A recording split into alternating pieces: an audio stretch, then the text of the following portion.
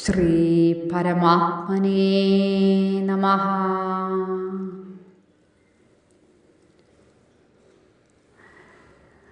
ശ്രീമദ് ഭഗവത്ഗീത 13-ാം അധ്യായം ക്ഷേത്രജ്ഞ വിഭാഗ യോഗത്തിലെ 27-ാമത്തെ ശ്ലോകം. യാവത് സംചായതേ കിഞ്ചിത് സത്വം സ്ഥാവരജംഗമം ക്ഷേത്രജ്ഞ സംയോഗാത് തദ്വിദ്ധി ഭരതർഷഭ.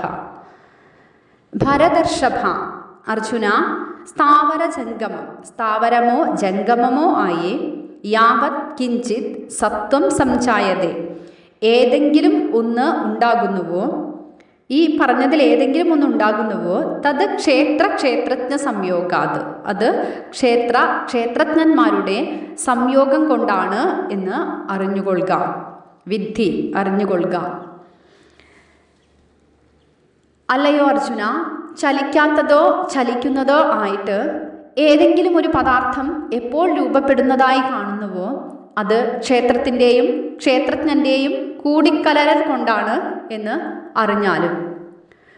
ബോധവസ്തുവിലെ ശക്തി സ്പന്ദനമാണല്ലോ ക്ഷേത്രത്തിൻ്റെ ആരംഭം എന്ന് പറയുന്നത്.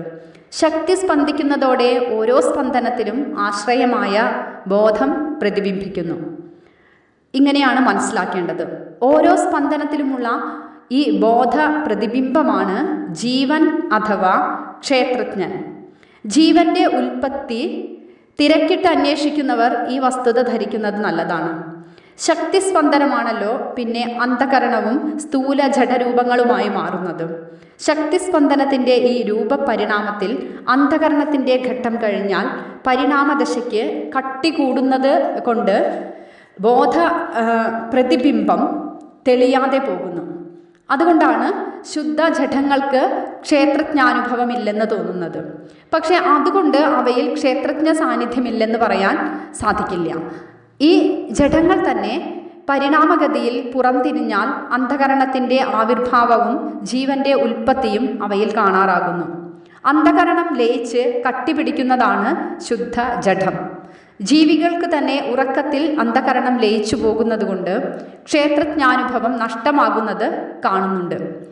ഇതിനർത്ഥം ഉറക്കത്തിൽ ക്ഷേത്രജ്ഞൻ ഇല്ല എന്നാണോ? അന്ധകരണം ലയിച്ച് കട്ടിയാകുന്നതാണ് ജഡമെന്ന് പറഞ്ഞാൽ ചിലർക്ക് തമാശയായിട്ട് തോന്നാം. പക്ഷേ ശക്തിസ്പന്ദനം അഥവാ എനർജിയാണ് കട്ടിപിടിച്ച ജഡമായി കാണപ്പെടുന്നത് എന്ന് പറഞ്ഞാൽ ഇന്നാർക്കും വിശ്വസിക്കാതിരിക്കാൻ നിർവാഹമില്ല. ഭാരതത്തിലെ ഋഷിമാർ ഇതൊക്കെ നേരത്തെ കണ്ടവരാണ്. പ്രാണസാക്ഷാത്കാരത്തിലും ബോധസാക്ഷാത്കാരത്തിലും കൂടി ശുദ്ധജഡമായി കാണപ്പെടുന്നതൊക്കെ ഒരു ഘട്ടത്തിൽ പ്രാണനാണെന്നും മറ്റൊരു ഘട്ടത്തിൽ ബോധമാണെന്നും അവർ അനുഭവിച്ചറിഞ്ഞിട്ടുണ്ട്. ആ അനുഭവ ഘട്ടങ്ങളാണ് ഭഗവാൻ 22-ാം ശ്ലോകത്തിൽ വിവരിച്ചത്. എന്തായാലും ജഡത്വം കൂടുന്നതോടെ ഉണ്ടാകുന്ന ക്ഷേത്രജ്ഞാനുഭവ താരതമ്യം ജീവജാലങ്ങളെ നോക്കിയാൽ ബാഹ്യദൃഷ്ടിക്ക് തന്നെ വെളിപ്പെടുന്നതാണ്. മനുഷ്യരെക്കാൾ വ്യക്തമായ ക്ഷേത്രജ്ഞാനുഭവമുള്ളവരാണ് ദേവന്മാർ. മനുഷ്യരെ അപേക്ഷിച്ച് ക്ഷേത്രജ്ഞാനുഭവം മൃഗങ്ങൾക്കും പക്ഷികൾക്കും മറ്റും കുറവാണെന്ന് കാണാം. വൃക്ഷങ്ങൾക്കും ചെടികൾക്കും അതിലും കുറവാണ്. വൃക്ഷങ്ങളും ചെടികളും ജീവനുള്ളവയാണെന്ന് ഉപനിഷത്തുകൾ പണ്ടേ തന്നെ പ്രഖ്യാപിച്ചിരുന്നു. എന്നാൽ ഭൗതിക ശാസ്ത്രത്തിന് അടുത്ത കാലത്താണ് അത് തെളിഞ്ഞത്. ശുദ്ധജഡത്തിൽ ക്ഷേത്രജ്ഞാനുഭവം തീരെ മങ്ങിപ്പോയിരിക്കുന്നു. അതുകൊണ്ട് അവയിൽ ക്ഷേത്രജ്ഞനില്ല എന്ന് ധരിക്കാൻ പാടില്ല. അവയിലെ ഓരോ ശക്തിസ്പന്ദനവും ബോധപ്രതിബിംബം ഉൾക്കൊള്ളുന്ന പ്രാണന്റെ അംശമാണ് എന്നോർക്കണം. പരിണാമഗതി മാറിയാൽ അവയിൽ തന്നെ ക്ഷേത്രജ്ഞൻ തെളിഞ്ഞനുഭവപ്പെടുകയും ചെയ്യും. മഹത്തായ ഈ ശാസ്ത്ര രഹസ്യമാണ് ഭഗവാൻ ഈ ശ്ലോകത്തിൽ വെളിപ്പെടുത്തിയിരിക്കുന്നത്. പലത് കാണുന്നവരെ വസ്തു ഒന്നേയുള്ളൂ എന്ന സത്യത്തോടടുപ്പിക്കാനുള്ള ഉപായങ്ങളാണ് ക്ഷേത്രജ്ഞ വിവരണവും മറ്റും. അന്തിമ വിശകലനത്തിൽ ക്ഷേത്രജ്ഞൻ മാത്രമേ ഉള്ളൂ എന്ന് തെളിയും. അപ്പോൾ ക്ഷേത്രം ഉണ്ടോ എന്നുള്ളതാണ് സംശയമെങ്കിൽ ക്ഷേത്രജ്ഞൻ സ്വന്തം ശക്തിയെ അവലംബിച്ച് തന്നിൽ തന്നെ ഉണ്ടാക്കി കാണുന്ന വെറും കാഴ്ച മാത്രമാണ് ഈ ക്ഷേത്രം എന്ന് പറയുന്നത്. ജീവബ്രഹ്മൈക്യാനുഭവത്തിലേക്ക് വിരൽ ചൂണ്ടുകയാണ് ഭഗവാൻ അടുത്ത 7 ശ്ലോകങ്ങളിലായിട്ട്. ശരിയായ വസ്തുദർശനം എന്താണ് എന്നാണ് അടുത്ത ശ്ലോകത്തിൽ ഭഗവാൻ വിവരിക്കുന്നത്. 28-ാമത്തെ ശ്ലോകം. സമം സർവേഷു ഭൂതേഷു തിഷ്ഠന്തം പരമേശ്വരം വിനശ്യത്സ വിനശ്യന്തം യ പശ്യതി സ പശ്യതി. സർവേഷു ഭൂതേഷു സർവചരാചരങ്ങളിലും സമം തിഷ്ഠന്തം ഒരുപോലെ കുടികൊള്ളുന്ന പരമേശ്വരം പരമേശ്വരനെ വിനശ്യത്സു അവിനശ്യന്തം അവിനശ്യന്തം അതായത് നശ്വര വസ്തുക്കളിൽ അനശ്വരനായി യഹ പശ്യതി ആര് കാണുന്നുവോ സഹ പശ്യതി അവനാണ് സത്യദർശി. കണ്ടിരിക്കുമ്പോൾ തന്നെ ഇല്ലാതാകുന്ന എല്ലാ ജഡദൃശ്യങ്ങളിലും ഒരുപോലെ തങ്ങി നിൽക്കുന്ന ഒരിക്കലും അഴിവില്ലാത്ത ജഗത്തിന് മുഴുവൻ ആശ്രയമായ ഈശ്വര സത്തയെ ആര് കാണുന്നുവോ അവൻ സത്യം കാണുന്നു.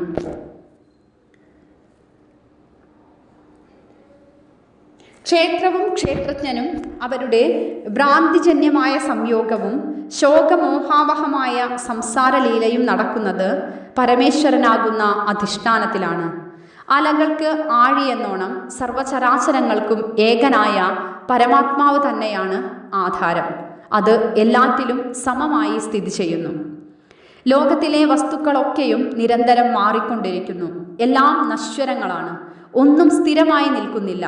ഉണ്ടായവ നശിക്കും. ഏതിൽ ഇവയെല്ലാം ഉണ്ടാവുകയും നശിക്കുകയും ചെയ്യുന്നുവോ അത് ഉള്ളതാണ്. ഉള്ളതിനെ നാശമില്ല. അലകൾ ഉണ്ടായവയാണ്, അവ നശിക്കും. കടൽ ഉള്ളതാണ്. അലകൾ നശിക്കുമ്പോൾ കടൽ നശിക്കുന്നില്ല. അതുപോലെ ഭൂതങ്ങൾ ഉണ്ടായവയാണ്, അവ നശിക്കും. ആത്മാവ് ഉള്ളതാണ്, അത് നശിക്കില്ല. നശ്വരങ്ങളായ ചരാചരങ്ങൾക്ക് ജനന മരണ പ്രവാഹരൂപിയായ സംസാര നാടകം കളിക്കാനുള്ള അനശ്വരമായ അരങ്ങാണ് ആത്മാവ് എന്ന് പറയുന്നത്. പ്രപഞ്ചത്തിലെ സകല ചരാചരങ്ങൾക്കും ജനനം, വളർച്ച, രോഗം, തളർച്ച, മരണം എന്നീ പരിണാമങ്ങൾക്ക് വിധേയമാണ്. ഇവിടെയുള്ള സകല ചരാചരങ്ങളും ജനിച്ചവ വളർന്ന് വിവിധ പരിണാമദശകൾ പിന്നിട്ട് മരണത്തിൽ ചെന്നെത്തുന്നു. എല്ലാറ്റിൻ്റെയും തുടക്കം ജനനവും ഒടുക്കം മരണവുമാണ്. പരമാത്മാവ് അവിനാശിയാണ്. അതിനെ മരണമില്ല എന്ന ആ പ്രസ്താവന അതിന് ജനനം, വളർച്ച തുടങ്ങിയ ഇതര പരിണാമങ്ങൾ ഇല്ല എന്ന് തന്നെ സൂചിപ്പിക്കുന്നു. എല്ലാ മാറ്റങ്ങളെയും പ്രകാശിപ്പിച്ചുകൊണ്ട് മാറ്റമില്ലാതെ നിൽക്കുന്നു ആത്മാവ്. സ്വർണം കൊണ്ട് പല ആകൃതിയിലും ആഭരണങ്ങൾ ഉണ്ടാക്കാം. ആഭരണങ്ങൾ മാറുന്നു, എന്നാൽ സ്വർണം മാറുന്നില്ല എന്നതുപോലെ നശ്വരങ്ങളായ ശരീരാദികൾ നശിക്കുമ്പോഴും നാശരഹിതനായി സർവത്ര നിറഞ്ഞിരിക്കുന്ന പരമാത്മാവിനെ കാണാൻ കഴിവുള്ളവനാണ് ശരിയായ കാഴ്ചയുള്ളവൻ. അവനാണ് കാണേണ്ടത് കാണുന്നവൻ. കാണുക എന്നതിനെ തന്നിൽ നിന്ന് അന്യമായ ഒരു വസ്തുവിനെ കാണുന്നത് പോലെ കാണുക എന്നല്ല. പരമാത്മാവിനെ സ്വസ്വരൂപമായി അറിയുക, സാക്ഷാത്കരിക്കുക എന്നാണ് അർത്ഥം. സ്ഥൂല വിഷയങ്ങളെ ഇന്ദ്രിയങ്ങൾ കൊണ്ടും വികാരങ്ങളെ മനസ്സുകൊണ്ടും വിചാരങ്ങളെ ആശയാദർശങ്ങളെ ബുദ്ധി കൊണ്ടുമാണ് നാം അറിയുന്നത്. അപ്പോൾ ആത്മാവിനെ എങ്ങനെയാണ് അറിയേണ്ടത്? ഇന്ദ്രിയ മനോബുദ്ധികൾ കൊണ്ട് ആത്മാവിനെ അറിയാൻ ആവില്ല. പറയപ്പെട്ട കരണങ്ങൾ ഈ പറഞ്ഞിട്ടുള്ള കരണങ്ങളെല്ലാം അടങ്ങിയാൽ കരണാതീതമായ ആത്മാവിനെ സ്വസ്വരൂപമായി സാക്ഷാത്കരിക്കാം. അതായത് ഈ കരണങ്ങളെയെല്ലാം അടക്കണം. ആ ചിത്തമെല്ലാം ഈ അന്ധകരണം അടങ്ങിയാൽ, ആ അന്ധകരണ ശുദ്ധി വരുത്തിയാൽ അതിനെയാണ് എല്ലാം അടങ്ങുക എന്ന് പറഞ്ഞത്. ഇന്ദ്രിയങ്ങളും മനസ്സും ബുദ്ധിയും, അതായത് അന്ധകരണവും ഇന്ദ്രിയങ്ങളും എല്ലാം അടങ്ങിയാൽ മാത്രമാണ് കരണാതീതമായ ആത്മാവിനെ സ്വസ്വരൂപമായി സാക്ഷാത്കരിക്കാൻ സാധിക്കുന്നത്. പരമാത്മാവിനെ കാണുന്നവനാണ് ശരിക്ക് കാണുന്നവൻ എന്ന പ്രസ്താവന പ്രത്യേകം ശ്രദ്ധേയമാണ്. എല്ലാവരും കാണുന്നുണ്ട്, സത്യത്തെ അല്ല എന്ന് മാത്രം. കാണാനുള്ള കരണം നേരെയല്ലെങ്കിൽ കാഴ്ച നേരെയാവില്ല. മിഥ്യാധാരണകളും ഭ്രാന്തി കൽപ്പനകളും കൊണ്ട് വ്യാമോഹിതമായ ചിത്തം നിരീക്ഷണ വസ്തുവിൻ്റെ യഥാർത്ഥ സ്വരൂപത്തെ മറച്ചു കളയുന്നു. മാലയിൽ നൂലെന്ന പോലെ എല്ലാറ്റിലും അനുസ്യൂതമായി വർത്തിക്കുന്ന, എല്ലാറ്റിനെയും കൂട്ടിയിണക്കുന്ന പരമാത്മാവിനെ സർവത്ര ദർശിക്കുന്നവനാരാണോ അവനത്രേ സത്യദർശി. മറ്റുള്ളവൻ കാണുന്നുവെങ്കിലും സത്യം അറിയുന്നില്ല. ഉണ്ടായി മറയുന്ന ശക്തിസ്പന്ദനം മുതൽ ശുദ്ധജഡം വരെയുള്ള ജഡദൃശ്യങ്ങളുടെ യാഥാർത്ഥ്യം എന്ത് എന്നതാണല്ലോ സത്യാന്വേഷണം. ഈ സത്യാന്വേഷണം എവിടെ അവസാനിക്കും? ആകാശം പോലെ സർവത്ര സമമായ ഒരു മാറ്റവുമില്ലാത്ത വസ്തുവിലാണ് ഈ കാഴ്ചകളെല്ലാം ഉണ്ടായി മറയുന്നത് എന്ന് കാണാൻ കഴിയുന്നിടത്താണ്, അങ്ങനെ കഴിയാൻ സാധിക്കുന്നിടത്താണ് ഈ അന്വേഷണം അവസാനിക്കുകയുള്ളൂ. എങ്കിൽ ആകാശം തന്നെ കാണുവാനുണ്ടല്ലോ.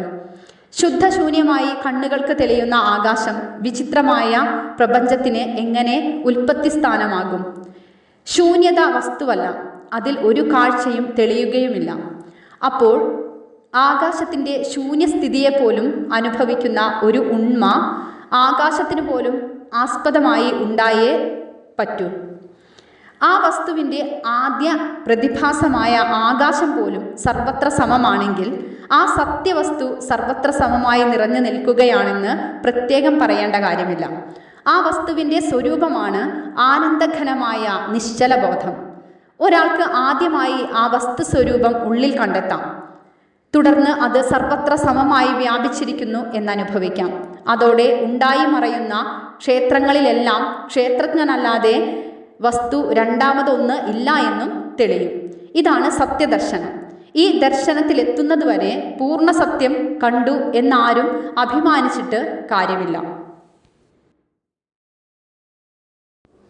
29-ാമത്തെ ശ്ലോകം. സമം പശ്യൻ ഹി സർവത്ര സമവസ്ഥിതമീശ്വരം ന ഹിനസ്ത്യാത്മനാത്മാനം തതോ യാതി പരാം ഗതി.